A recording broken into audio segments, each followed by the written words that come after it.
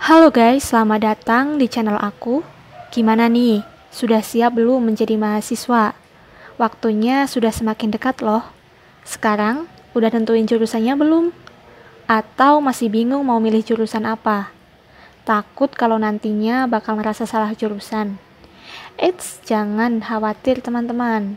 Ada masalah? Ada solusinya. Sekarang aku mau berbagi tips memilih jurusan yang tepat supaya nggak ngerasa salah jurusan. Kalau teman-teman beneran mengaplikasikan ini, insya Allah terhindar dari yang namanya ngerasa salah jurusan. Penasaran gimana caranya? Cus langsung aja ke pembahasannya. Yang paling utama tips dari aku, teman-teman harus mengenali diri sendiri. Gimana cara mengenalinya? Pahami apa yang teman-teman rasakan. Ikuti kata hati. Tanyakan pada dirimu, aku ingin menjadi apa? Aku mau seperti apa? Itu yang pertama.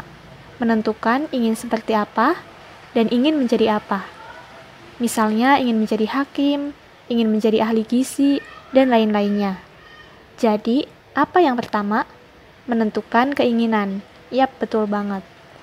Yang kedua, yaitu melihat potensi yang dimiliki teman-teman. Potensi apa sih? Potensi adalah sebuah kemampuan dasar yang dimiliki manusia yang sangat mungkin untuk dikembangkan. Gimana cara melihat potensi? Nah, ini yang penting.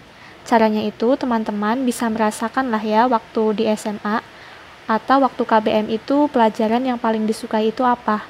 Pelajaran yang menurut teman-teman itu, ini gue banget. Suka ngitung misalnya, suka matematika, suka biologi, suka agama, dan lain-lainnya.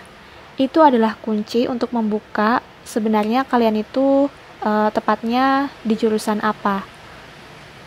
Kenapa milih jurusan itu harus berdasarkan potensi? Ya karena kuliah itu nggak mudah guys, nggak kayak yang di FTV gitu loh. Kuliah itu banyak tugas, pokoknya kuliah itu harus niat. Kalau misal cuma modal ikut-ikutan dan nggak memiliki potensi sama sekali di bidang atau jurusan itu, fiksi itu pasti nanti akan tertekan bahkan bisa ngerasa salah jurusan. Nah, ini yang berbahaya. Maka dari itu, teman-teman harus mengetahui potensi apa sih yang ada dalam diri teman-teman supaya nantinya saat kuliah teman-teman itu bisa enjoy dan berkembang gitu apa yang ada dalam diri teman-teman. Misal nih, teman-teman pandai menyelesaikan persoalan yang berkaitan dengan angka. Maka kamu mungkin akan cocok mengambil jurusan yang berkaitan dengan hal itu, seperti matematika atau statistika. Meskipun menentukan jurusan kuliah berdasarkan kekuatan bukanlah satu-satunya metode, tentu kamu akan sangat terbantu mendalami ilmu perkuliahan dengan bekal kemampuan yang mumpuni dalam bidang tersebut. Tips yang ketiga yaitu menyesuaikan kepribadian. Kepribadian yang dimaksud itu kalian itu nyamannya bekerja sendiri atau bekerja dengan kelompok atau banyak orang baru gitu. Ada beberapa jurusan yang mungkin akan lebih mengandalkan kerja kelompok atau kerja personal dalam prosesnya, sehingga membuat yang tidak cocok dengan salah satu di antaranya bisa menjadikan aspek ini sebagai bahan pertimbangan. Sebagai contoh, buat kamu yang suka bekerja dalam kelompok, mungkin akan lebih cocok mengambil jurusan kuliah manajemen atau bisnis. Karena jurusan itu nantinya saat sudah terjun ke dunia kerja, lebih mengandalkan kerja kelompok. Sebaliknya, jika kamu lebih suka bekerja langsung dengan alat atau mesin dibandingkan dengan manusia, kamu bisa mempertimbangkan jurusan teknik atau komputer. Karena itu lebih banyak interaksi dengan mesin ya daripada manusia. Dengan mempertimbangkan aspek ini, kamu dapat memastikan kamu nyaman dengan proses perkuliahan yang kamu jalani. Lagi nih, selanjutnya dalam imajinasimu itu pekerjaan yang ideal untuk dirimu itu yang seperti apa? Yang duduk dari pagi sampai sore di depan komputer atau yang jalan-jalan menikmati alam yang indah gitu. Kalau kamu lebih suka bekerja secara teratur, mungkin kamu dapat mempertimbangkan jurusan yang nantinya prospek kerja di kantor gitu, seperti administrasi perkantoran, ilmu komputer, dan lain-lain. Sebaliknya, jika kamu merasa ingin bekerja di tempat yang dekat dengan alam, kamu bisa mengambil jurusan yang bersesuaian, seperti oceanografi, pertanian, sampai kehutanan. Rasa ketertarikan akan suatu iklim kerja juga dapat membawamu kepada pilihan-pilihan jurusan lain. Yang keempat yaitu kalian juga harus menentukan setelah lulus kuliah kalian mau jadi apa gitu.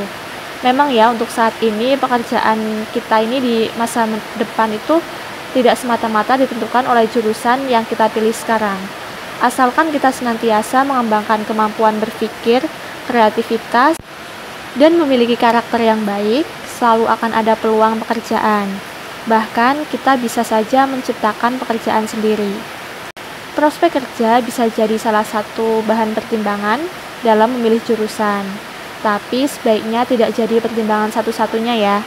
Yang jelas harus selalu ditanamkan dalam diri kalian itu setelah kuliah jangan sampai menganggur gitu. Itu aja sih yang penting, karena setiap era itu berbeda. Mungkin pekerjaan yang saat ini sedang banyak dibutuhkan 4 atau 5 tahun ke depan itu beda lagi. Jadi yang penting itu tadi yang udah aku sebutin ya, yaitu kemampuan berpikir, kreativitas, memiliki karakter yang baik, selalu akan ada peluang pekerjaan. Yang kelima yaitu akreditasi sekolah atau jurusan. Udah cek belum kampus dan jurusan impian kalian itu akreditasinya apa? Karena akreditasi itu penting ya teman-teman. Ya minimal B lah ya waktu lulusnya. Yang penting mah lulusnya. Soalnya nanti kan di ijazah itu ada keterangan akreditasi prodi dan PTN. Kalau udah B atau bahkan A, insya Allah bakal jadi nilai plus lah buat nerima kalian di suatu perusahaan atau instansi tertentu. Dan yang terakhir yaitu biaya. Jadi teman-teman juga harus mempertimbangkan biaya ya, karena kuliah itu biayanya nggak sedikit loh. Tapi jangan berkecil hati. Bagi teman-teman yang merasa mustahil kuliah karena masalah finansial, ada solusinya. Ada banyak beasiswa ya sekarang ini. Bahkan pemerintah itu memberikan kuota KIP kuliah atau KIPK khusus untuk mahasiswa ya. Jadi jangan patah semangat. Oke, itu tadi beberapa tips dari aku gimana caranya memilih jurusan kuliah supaya nggak ngerasa salah jurusan. Semoga pada video kali ini memberikan manfaat. Oh ya, jangan lupa di-share ya dan di-subscribe. Sampai jumpa di video selanjutnya.